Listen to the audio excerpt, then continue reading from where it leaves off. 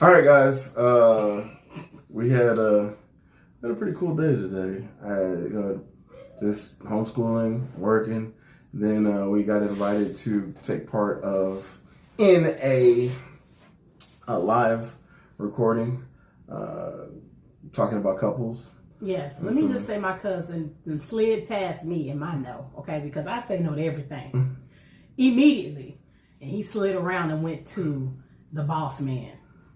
And then things just work out the way it works. We normally have something that we do, like we have a meeting that we have at that time every single week. But then, just so happens that she got that phone call, and she was like, "Oh, okay, well." I said, "This is the devil." Hey, we can jump in. We can jump in. Trying to interrupt my no. Yes. So, anywho. So we ended up doing that today. And it ended up being fun. So I'm glad I did it. So shout out to my cousin, the great Bishop Roy Bright. Because I don't like doing spontaneous live things like that. And I told her, I was like, so after we finished, then we recorded content for her. He did. He recorded a Ask a Homeschooling Dad video. And it's going to be nice and long. And he gives some great nuggets in there to encourage homeschooling parents. So that's going to be fun. Now, the nuggets that I gave, were they Burger King nuggets or were they McDonald's nuggets? They were Chick-fil-A Or were they Chick-fil-A nuggets? Real chicken nuggets. So they were real good nuggets. Mm-hmm. Oh, that's how we roll. I'm proud of myself. I think one of the most amazing parts about that, and I know I'm going to cry when I go back and edit it, is just him saying how much he appreciates and approves of me educating our children. Because I don't, I don't know any one of my mom friends that feels like they're just kicking butt and doing awesome at everything. But to hear him say, I walk in and I see her and, I have one child at the board, I have my kids at the desk, and, to see that, I'm so grateful. I'm appreciative. So, yeah. It's awesome. I'm glad. I appreciate him appreciating me. Because everybody doesn't get to hear that from their spouse. So, thank you, baby. You're welcome, baby. You're welcome.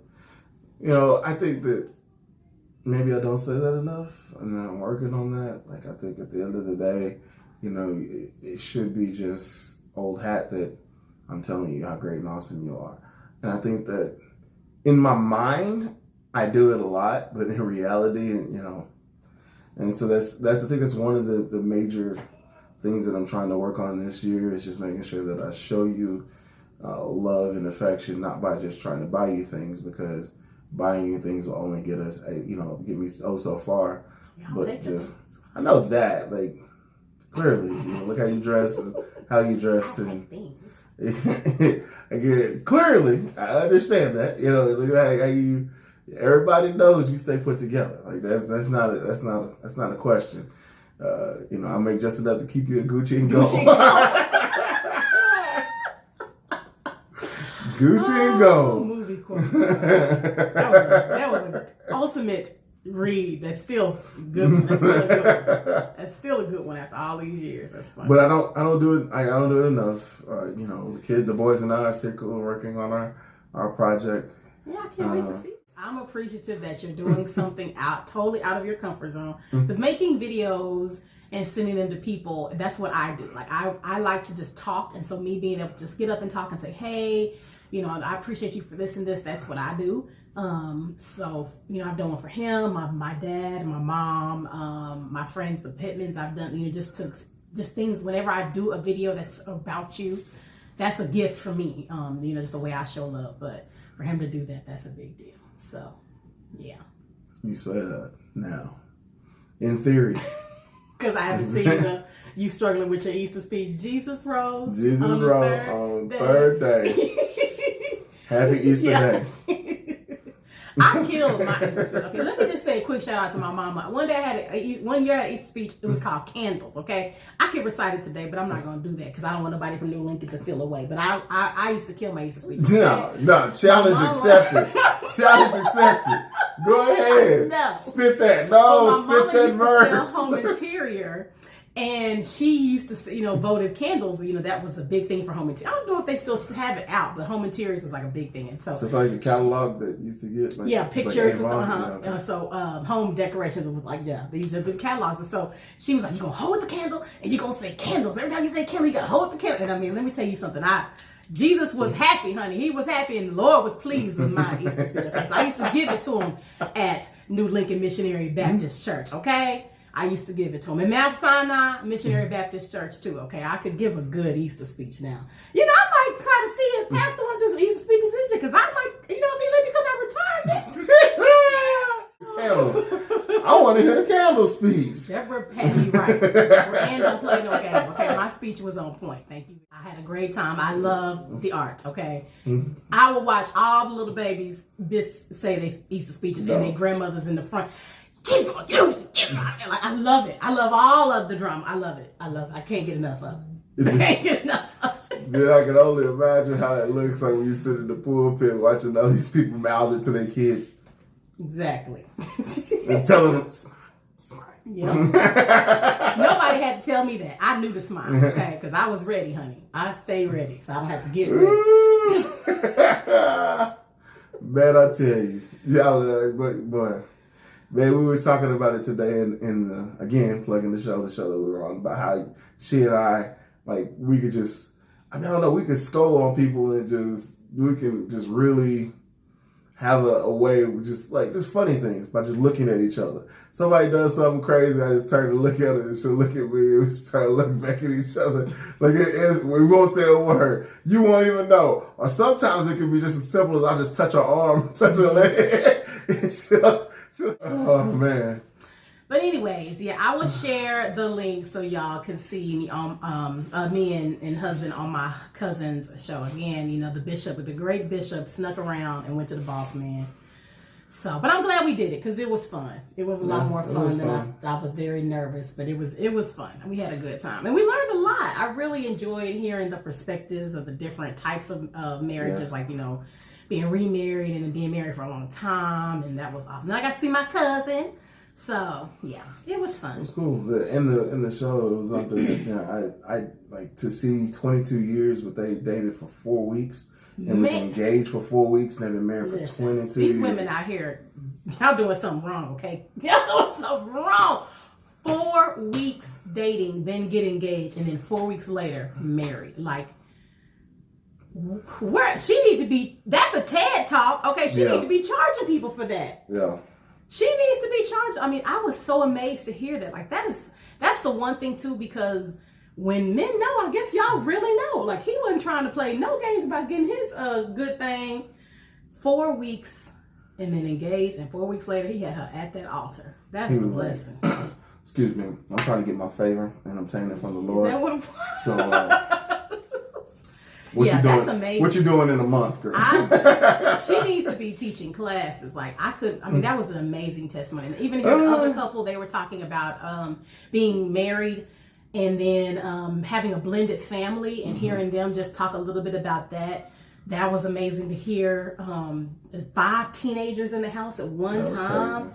That's wow. hilarious. Like, I have one in my house and I want to move out. I want to get my own apartment because he just turned 13. Like, I can't imagine 5 personalities and then blended. Like, that was of just hearing I felt like our story wasn't as awesome and epic compared to what they had going on. I was like, it was amazing just to really hear, you just never know what people are dealing with, but it's you just can be encouraged by them just sharing that part of them. So that was awesome. It was really interesting to hear their perspective.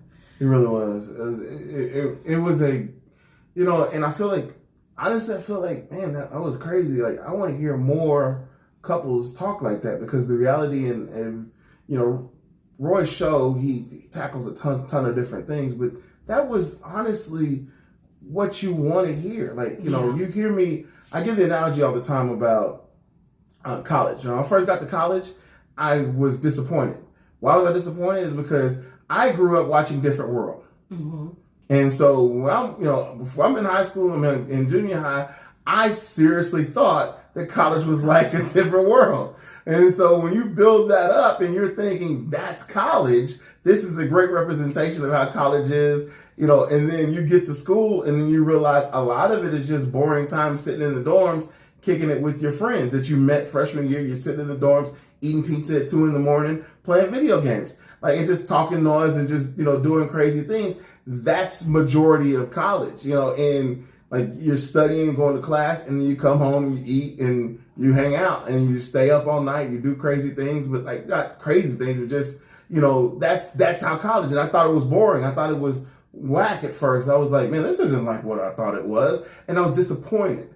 And since I was disappointed, I wasn't genuinely taking advantage of how awesome that time was. Now looking back, I reflect on it. I was like, man, freshman year in the dorms, man, most of my friends I have now from college, I met freshman year, and we are as close now as we were that day. And so like that, how awesome that opportunity was and how great and memorable it was. At the time, I wasn't focused on it because I felt like I wasn't getting a good college experience because I was thinking about something else. And so that in itself makes me like, okay, well, man, I was missing out. I feel, now let me transition that to marriage. I feel that a lot of people have this Huxtable mentality, you know, from the Cosby Show, like, hey, man, everything's supposed to be perfect. You're always supposed to fit together. You know, you even see couples that lie and talking about, well, you have couples that say they never fight. Oh, we never fight. We never argue. And I'm like, you know, and I think that they're doing a huge dissatisfaction. If you really genuinely never fight and you genuinely never argue, then where's the passion in your marriage? Yeah. What I mean, are y'all, then I promise you one person is just completely acquiescing to the other person, and one of those people is miserable.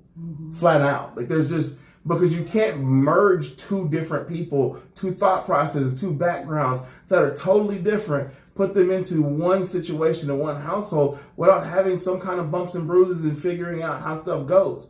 You can, you know, do woodworking. You can measure 5 times. Cut. There's still some kind of little wiggle room that's going to be in there. There's some adjusting that you need to have when you're putting stuff together. And that's exactly how marriage is. And so I feel like we do a big dissatisfaction to people when we promote unhealthy views of marriage. Marriage is fantastic and awesome. It's not always, though. Overall it is, but sometimes it's hard. So when we're not having those discussions, then it gives people, and then when they get married and don't see the options, and see the reality, they have to. Then you're looking back in the rear view and you can't fix some of the stuff that's broken. It was a great analogy that one of my spiritual mentors told us when we was in there. We were young and growing and going through our growing pains. He poured a salt packet or a sugar packet, one of the two, and into his hand, and he threw it in the carpet and was First, he had coins in a cup, and he dumped them out, and he said, you can pick those up. So he picked them up, and he was like, okay, so this is what people think, you know, words are like. You can say things, but you can pull it back. But he was like, this is what words are really like. And then he opened up a packet of sugar, and he poured it on the same carpet. And he was like, now pick it up. And there's no way. There's no way. Pick it up. So yeah, shout out to Derek for that. Derek Scobie, he's an awesome pastor in Oklahoma. And that was the first time. You're doing your thing, boss man. Yeah, that's when I was like, okay, yeah. You know, you have to be mindful of how you talk. Yeah. That was one of the best analogies. And I use that even now when I'm talking, you know, when encouraging wives and mothers and stuff, I use that same analogy. You have to be mindful of your sugar packet. And then taking it back to my college analogy, I look back in retrospect and say, man, college, those first couple of years of college were fantastic. Living in the dorms was fantastic. And the whole time I was living in the dorm, I wanted an apartment. I want to be able to do this, this, and this. And you're focusing down the road and you're not realizing how fantastic and awesome the opportunity is, and you're not living in the moment and taking advantage and basking in it. You come back and you look at it retrospectively and say, man, how fantastic it was, but you're not doing it then. Now, that's okay in college. And looking back and say, oh, I wish I did this and did this freshman year, sophomore year. That's okay. When you're doing it in a marriage and you've divorced or you quote unquote grown apart and you can't really say or put a point on what really happened, we just grew apart. That's just really because the expectations weren't matched and they weren't great. I mean, they were over, you were thinking something that's not tangible and real. So you were coming in thinking something, and so you feel like what you had was not working, it was not good. In actuality, what you had was normal, and what you're looking for just doesn't exist. And so you missed the boat because you were looking so far in advance and looking for something, you completely missed what you had. And now you're down the road thinking back and saying, oh, I've talked to people, that were married for a short amount of time, but they're like, man, divorcing that person was one of the biggest mistakes I've ever made in my life. And that was very candid. And he said it very candid to me. And so I was like, wow.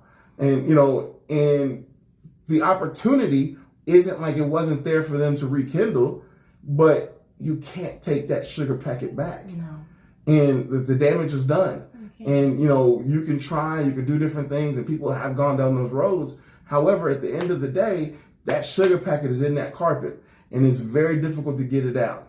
And it takes a lot of work. It can happen, but it takes a lot of work. And my point of this whole live is the reality is we need to speak more about realness of marriage, because too many people are getting the wrong expectation, therefore not taking advantage of what they have, throwing away perfectly good stuff because they feel like it's broken. Okay. That's true. I agree. I think too, it's important to note that I don't know anybody that really gets into it to end it. So again, to hear everybody's perspective on my I used to calling my cousin on the Great Bishop's show tonight, but to hear everybody's perspective was amazing. I mean, even him, he's been married to my cousin, it'll be 30 years soon. I was the flower girl at their wedding, so I remember vividly him entering the family and taking one of my favorite cousins away. So to see how they've grown and blossomed, and then to be able to use that platform to discuss something that is so near and dear to us, it was fun. And I totally agree. We need to appreciate what we have in front of us while we have it, because life is so short.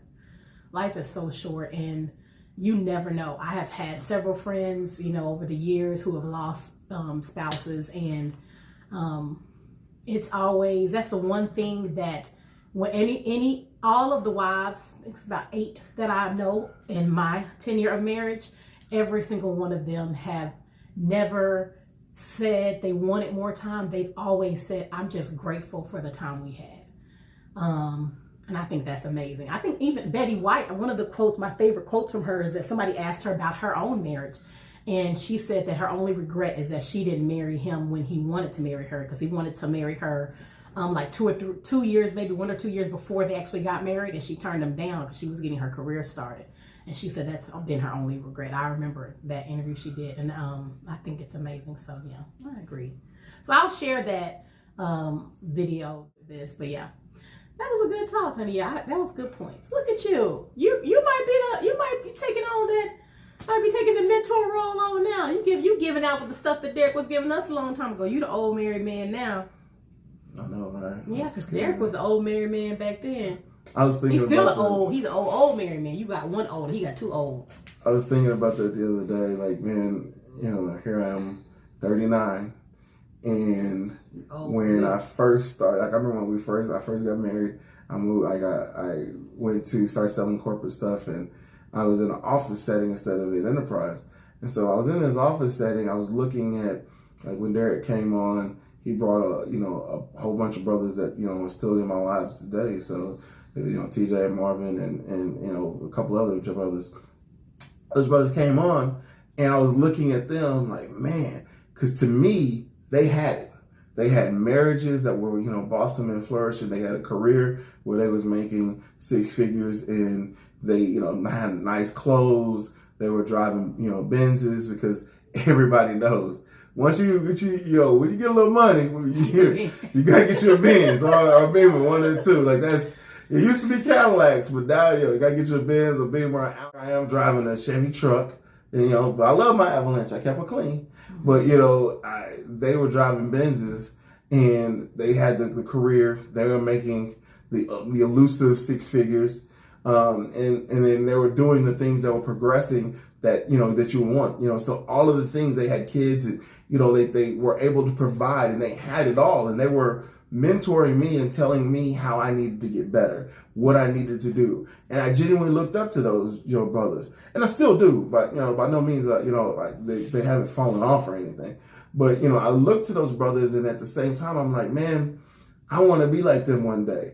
And then it hit me the other day, like the reality is, man, I am no brothers now. Like, I've made it to the point where I am where they were, and it doesn't matter what I have or what I drive. And at that point, but I'm just saying, I did it back then, was looking at what I thought success meant.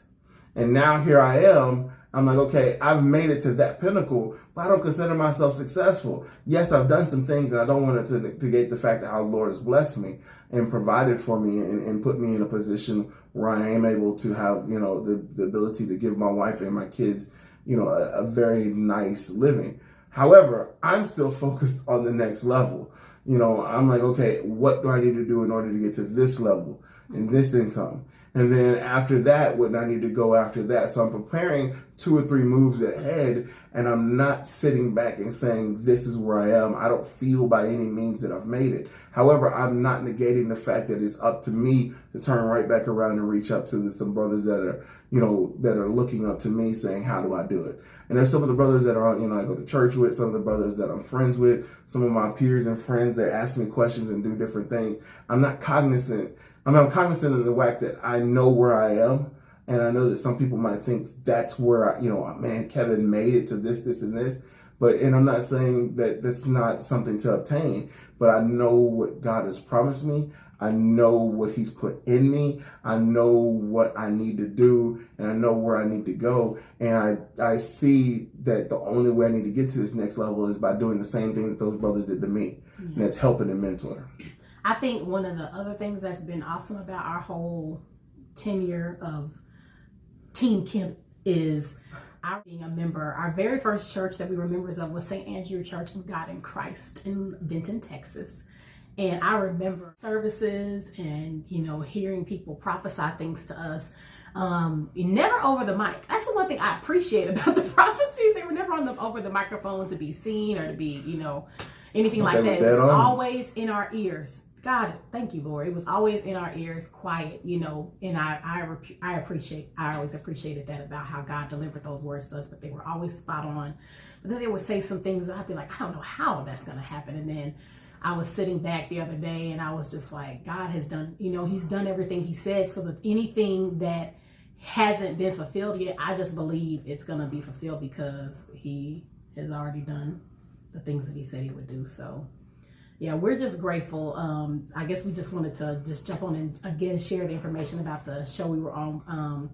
But it makes you appreciate where you are and where you and all those things that were said, is come to true and come past. And then, and there's been more stuff that's been sold in. So shout out to Elder Beck Williams. That's shout out to Joyce Rogers. Joyce Rogers, Evangelist Rogers, yes. Shout out, shout out to Avery. Wiles, everybody that's been there. Crystal, my last baby. Crystal, she prophesied that. Came out of nowhere, okay? That's what happens when you go to revival. I love my Trinity. That's my baby. Yeah, you go to a revival and then you find out that you're going to have a baby. You never know. And it's funny because when you're in it, and we dealt a lot with infertility, when you're in it, it's hard and you never think about, or you can't see. Obviously you can never really see the future, but you're just like, how? I don't understand how. You can't fathom the miracle that's going to come out of it. But yeah, shout out to G. Craig Lewis. Oh yeah, he told us there's people in there. We were visiting. My God, we were visiting the church. We go there now, we were visiting the church. Just random, let's go visit the church. We sitting in there, and pastor out of nowhere, it was like, there's people, there's a whole bunch of babies in here. Everybody's having babies. There's people in here that are pregnant right now, don't even know it. And we were like, yeah, I bet you there is people in here that are pregnant. Little do we know, Kyle was in there baking. It dropped out on us, so. Yeah. So, you know, we... And then, not even just... And that's just us. Thankful for everything that, you know, all the leaders that poured into us and are continuing to pour into us. And, you know, we realizing, like, man, we don't, you know, the state, we don't run to the stage, you know, because we quietly work. We're very diligent in what we do, especially this one over here. She's very quiet, very humble. She thinks that, you know, she's just like, she always comes home like what she could have did better when she taught this and when she did that. And the reality is everybody's looking to her, and I'm telling her, like, man, baby, everybody's looking to you. But you're like, nah, you know, it's, you are fantastic. Thank you. And I really truly love you. I'm You super proud of you. You're my baby girl. I love you, you know, and you don't look for anything, but it's still there. The blessings come for you because of who you are and what you do. That's character. That's what you do and doing the right thing when nobody's looking. And you constantly do that. Thank you.